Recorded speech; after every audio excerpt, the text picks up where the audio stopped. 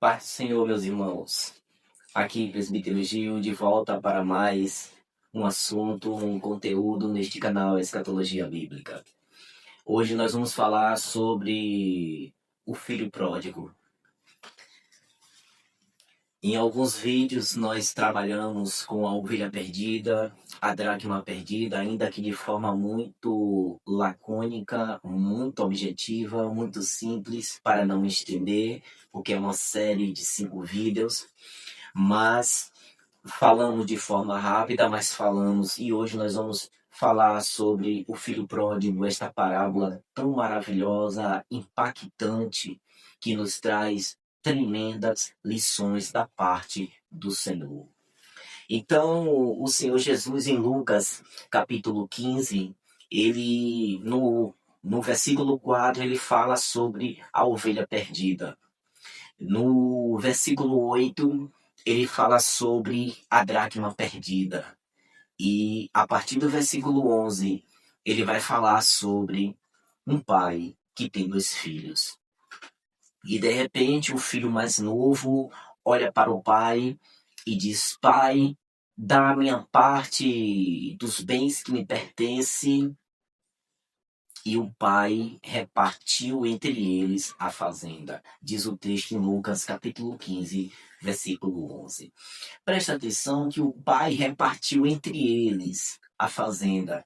Tem um pai e 2 filhos. Então nós temos 3 pessoas. E o filho mais novo, nós conhecemos, ele é o filho pródigo. E ele é pródigo não porque ele saiu da casa do pai. Ele se torna pródigo dentro de casa. Como assim? Porque ele olha para o pai e pede a herança do pai, o pai estando vivo. Nós só temos direito a uma herança quando o pai morre. Então, quando o filho olha para o pai vivo e diz: Pai, dá a herança da minha parte que me pertence, ele está dizendo: Meu pai, eu te prefiro morto. Olha só, que coisa. Não sei se os irmãos viram isso aqui dentro, mas é isto que ele está dizendo.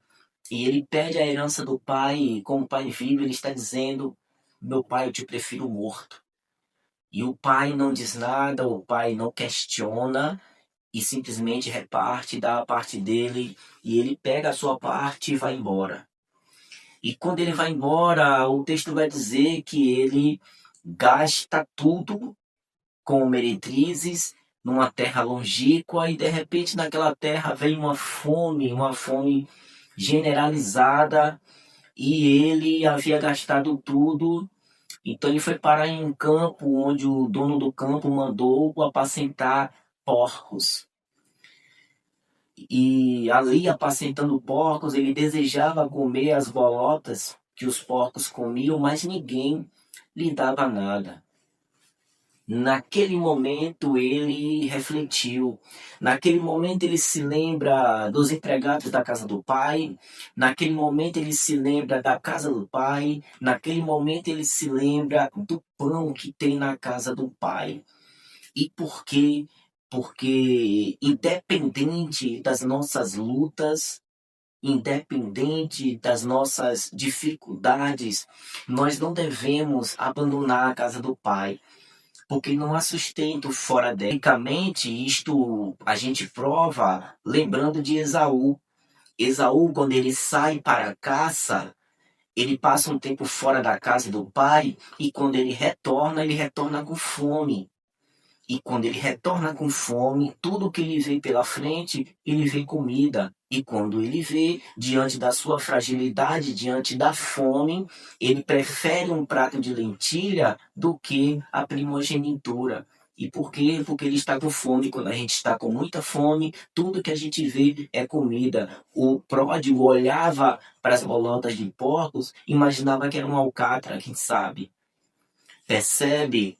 Então, eu não sei qual a sua dificuldade, eu não sei qual é a prova, qual é a sua fome, porque fome na Bíblia fala de luta.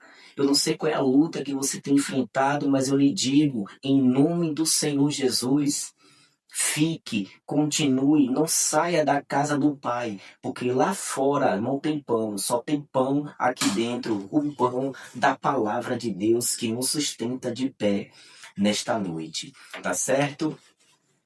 Guarde esta palavra no seu coração. Não importa o que você tem enfrentado na casa do Senhor, continue firme. Lembre-se disso, o Senhor não erra o plantio. E diante de qualquer luta, a qualquer momento, Ele visita a tua prova, dando-lhe pão. E a prova disso é Rute capítulo 1, verso 6, que Ele visitou o seu povo dando pão. Um dia o Senhor entra e acaba com esta prova, tá certo? Guarde esta palavra no seu coração, da parte do Senhor. Se esta palavra edificou a sua vida, compartilhe comente para que outras pessoas também sejam edificadas. Deixe o like, se inscreva no canal. Escatologia Bíblica nos ajuda muito. E meu muito obrigado. Que Deus te abençoe e te guarde, em nome de Jesus.